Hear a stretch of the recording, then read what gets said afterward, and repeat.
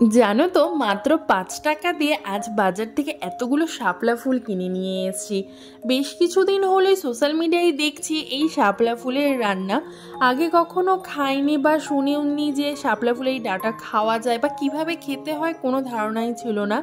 তো যথারীতি আজকে বাজারে পেয়েও গেলাম, আর মাত্র ৫ টাকা দিয়ে এতগুলো পেয়ে তো বেশ খুশি। তো নিয়ে চলে এসে এটাই আজকে রান্না করব। তো চলো দেখা যাক কি রান্না করছি। So hey my beautiful families, welcome to my YouTube channel and Facebook page Roy's cooking lookbook. যারা এখনও সাবস্ক্রাইব অ্যান্ড ফলো করোনি অবশ্যই করে দিও।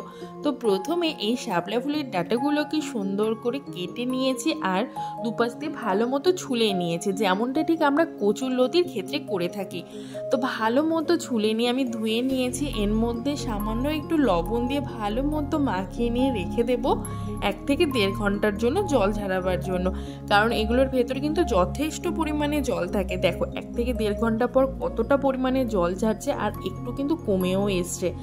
তো জল ঝারিয়ে ভালো মতো রেখে দিয়েছি। কড়াইয়ে সর্ষের তেল গরম করে কালো জিরে শুকনো লঙ্কা ফোড়ন দিয়ে দিয়েছি, আর জল ঝরানো এই শাপলা ফুলের ডাঁটাগুলো আমি দিয়ে দিয়েছি। দিয়ে হাই ফ্লেমে কিছুক্ষণ একটু ভাজবো সামান্য পরিমাণে হলুদ গুঁড়ো আর লবণ দিয়ে।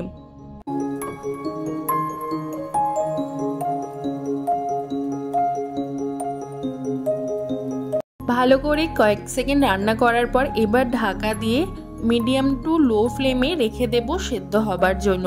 আর অন্যদিকে একটা পেস্ট তৈরি করে নেব। তার জন্য এখানে নিয়েছি আমি কালো সর্ষে, তোমরা চাইলে কিন্তু সর্ষের বদলে পোস্তটা ইউজ করতে পারো।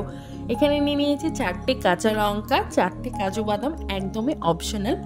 আর সামান্য একটু জল দিয়ে সুন্দর একটা স্মুথ পেস্ট তৈরি করে নেব।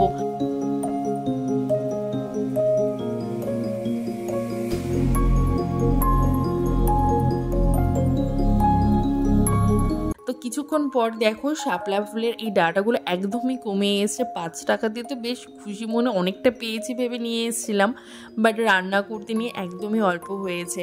তো চলো যাই হোক, এবার এটাকে কয়েক সেকেন্ড ভালো মতো ভাজা ভাজা করে নিয়ে এর মধ্যে এবার সেই সর্ষে বাটাটা দিয়ে দেব, আর সামান্য একটু জল দেব। জল দিয়ে ভালো মতো কয়েক সেকেন্ড রান্না করলেই তৈরি হয়ে যায়। খুবই অল্প সময়ে তৈরি হয়ে যায়। আর এটা রান্না মোটামুটি 5 থেকে 7 মিনিটের মধ্যে তোমার পুরো রান্নাটাই কমপ্লিট হয়ে যাবে। আর সামান্য একটু চিনিও দিয়ে দিয়েছি, দিয়ে আর কিছুক্ষণ রান্না করলে তৈরি আমাদের এই শাপলার ডাঁটার সর্ষে বাটা। তোমরা কিন্তু অবশ্যই রান্নাটা সর্ষের তেলে করো, তবেই কিন্তু টেস্টটা ভালো হবে। নামানোর পর কাঁচা সর্ষের তেল সামান্য একটু ওপর দিয়ে দিয়েছি। গরম ভাতে কিন্তু খেতে বেশ ভালো হয়েছিল। অবশ্যই কিন্তু বাড়িতে তোমরা ট্রাই করতে পারো।